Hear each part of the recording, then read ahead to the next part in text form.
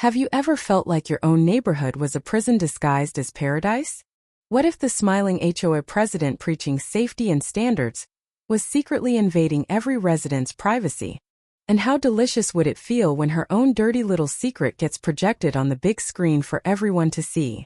You know, sometimes you don't realize you're losing your freedom until the person who claims to protect it starts calling it community standards. In my case, it all began so quietly I almost missed when neighborly concern turned into full-blown surveillance. Willow Creek Estates looked like the American dream on the surface: perfect lawns, identical beige houses, kids riding bikes without a care.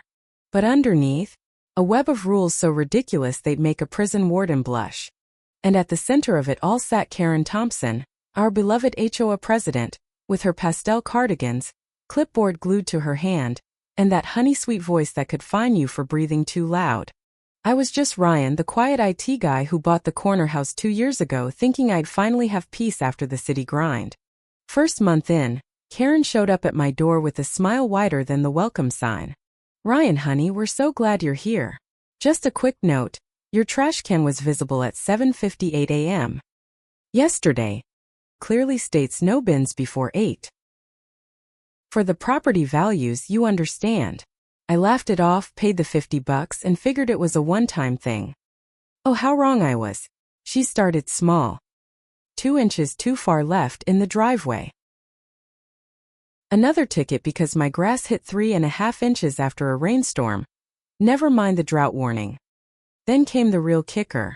Karen pushed through a community safety initiative at the last meeting. Every resident had to link their license plates to the new HOA app. It's just for security, darlings. Gate cameras will log entries, alert us to strangers. Think of the children. The whole board clapped like she'd invented sliced bread. I hesitated, but the fine for non-compliance was $200 a month. So I linked it. At first her check-ins felt almost helpful. She'd text at odd hours. "Ryan, sweetie, saw your car leave at 6:47 this morning. Everything okay? Traffic on Maple again." I brushed it off as nosy neighbor stuff. Then she started dropping exact details. "Why'd you stop on Oak Street for 12 minutes yesterday? Rule 7.1 prohibits loitering near common areas." My stomach twisted. I'd grabbed coffee. How the hell did she know? That's when I spotted the small black camera she'd mounted on every third lamppost, blinking like judgmental little eyes. "For everyone's safety," she'd coo at meetings. I kept quiet. Always ended the same way. She'd twist words until you were the villain. Neighborhood Facebook group piling on with "Ryan's disrupting our harmony again." So I smiled, paid the fines, mowed twice a week, and watched. Because the woman who preached rules louder than anyone had to have cracks somewhere. And I was done being her favorite target. Weeks dragged on, instantly with violation alerts timestamped to the second. Car idled 47 seconds at the gate.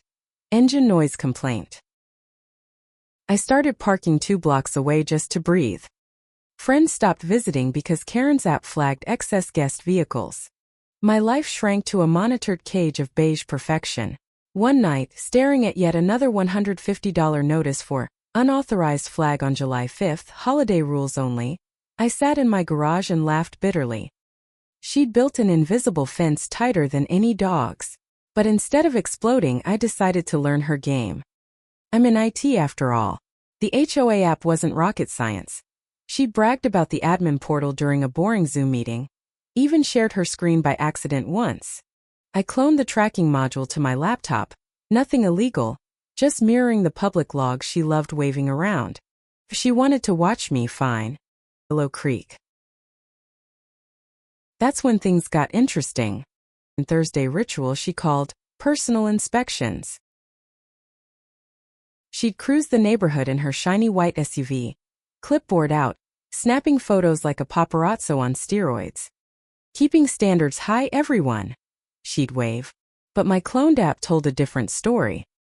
Her car didn't stay in Willow Creek. It zipped straight out the gate, across town to a quiet cul-de-sac I didn't recognize, and parked for hours outside a nondescript ranch house. Same spot every time. Times 4. Then she'd hit a coffee shop nearby, linger, and finally roll back home looking way too relaxed for someone who'd supposedly been measuring grass all afternoon. I didn't confront. I watched the pattern for 3 straight weeks, screenshots piling up like evidence in a courtroom drama. Every inspection logged with GPS precision she herself demanded. The timestamps matched perfectly with the violation notices she sent me. Meanwhile, her own house? My late-night drive-by showed an unpermitted hot tub bubbling in the backyard, Rule 12.3 banned personal pools without board approval, and a shiny new RV parked behind the garage that definitely wasn't on any approved list. But hey, rules for thee, not for me, right? The tension built like a storm cloud over our perfect lawns. Neighbors started whispering about my attitude after Karen's latest Facebook post. Some residents seem to think rules don't apply. Praying for harmony. I smiled through gritted teeth at the mailbox, nodding politely when she drove by. Inside, though, I was counting days, because the woman who turned my driveway into a crime scene was about to see her own map light up like a Christmas tree of hypocrisy. That Thursday evening, everything finally snapped into place. Karen rolled home humming, keys jingling, complaining about those awful drivers on Lincoln. I waited until she poured her usual glass of Chardonnay, then casually asked from the couch, "Rough patrol today, Karen? Traffic bad near that little ranch on Elmwood Lane." She froze mid-sip, glass hovering like it weighed 100 pounds. "Excuse me." Her voice went from syrup to ice in half a second. I didn't raise my voice. Better cards. Instead, I grabbed my laptop, cast the screen to the living room TV she'd insisted the HOA buy for community meetings. There it was, the cloned HOA app running live. Her little white SUV icon blinking exactly where it shouldn't be. Timestamps glowing like neon accusations. 3 hours parked. Return route. Action day laid out in cold, beautiful data. For 10 full seconds the only sound was the fridge humming. Karen's face drained of color faster than her Chardonnay. What is that?" she whispered, eyes darting like a cornered animal. I leaned back, keeping my tone light as Sunday brunch. "Oh, this? Just your own community safety initiative, Karen. The one you forced on all of us for the children. Turns out it works both ways." I zoomed in on the map. "Funny how your car spends more time at 142 Elmwood than anywhere in Willow Creek. Husband know about your extended inspection?" Her mouth open, closed, opened again. The clipboard she always carried slipped from her fingers and clattered to the tile like a guilty verdict. "You had no right," she finally sputtered, voice cracking between rage and panic. "This is private. You're stalking me." I couldn't help the laugh that escaped, short, sharp, the kind that comes from months of bottled-up fines. "Stalking? Darling, you're the one who installed cameras on every lamppost and made us link our plates. I just used the tool you built. For breathing." The neighborhood Facebook group lit up the next morning. I'd anonymously posted the cleanest screenshots. Nothing graphic, just the maps, the times, the unpermitted hot tub photo I'd snapped from the sidewalk like any good concerned resident. By afternoon the whole board was buzzing. Karen showed up at the emergency meeting in full damage control mode. Pastel cardigan buttoned to the throat, smile stretched so tight it looked painful. "Friends, this is clearly a misunderstanding. My inspections are vital for standards. Some residents are trying to divide us." The room was packed. Henderson from 2 streets over raised her hand first. "Karen, honey, my grass was 4 inches last month and you fined me $200. Yet your RV's been sitting there 3 months. Murmurs rippled. Then I stood up, laptop in hand, projector cable ready. "Mind if I share some visuals?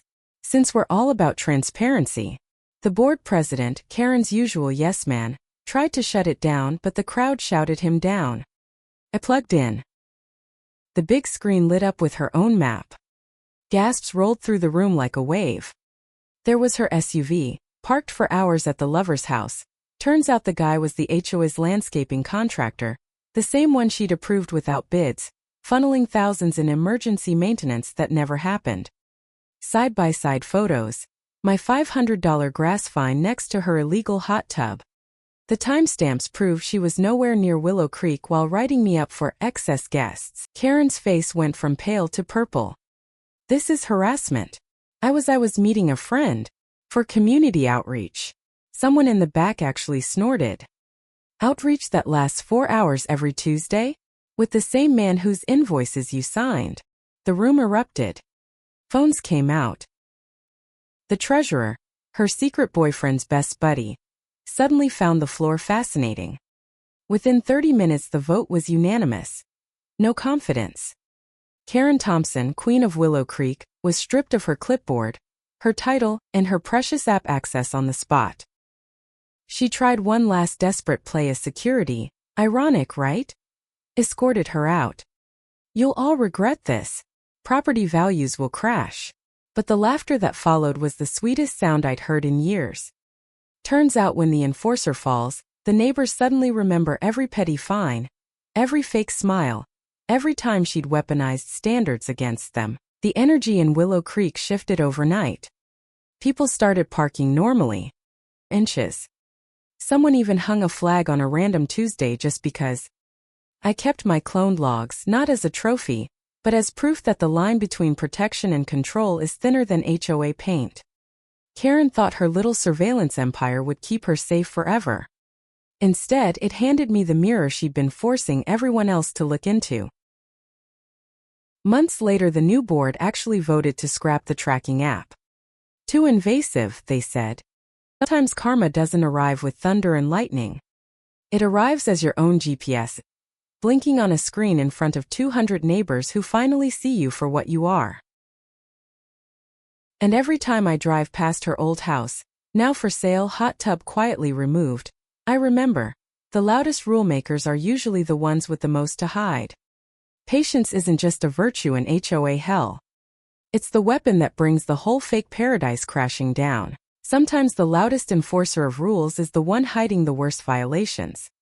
The key is patience, observe, document, then flip their own tools against them. Because when the watcher gets watched, truth doesn't just win. It humiliates. It's the sweetest fine of all.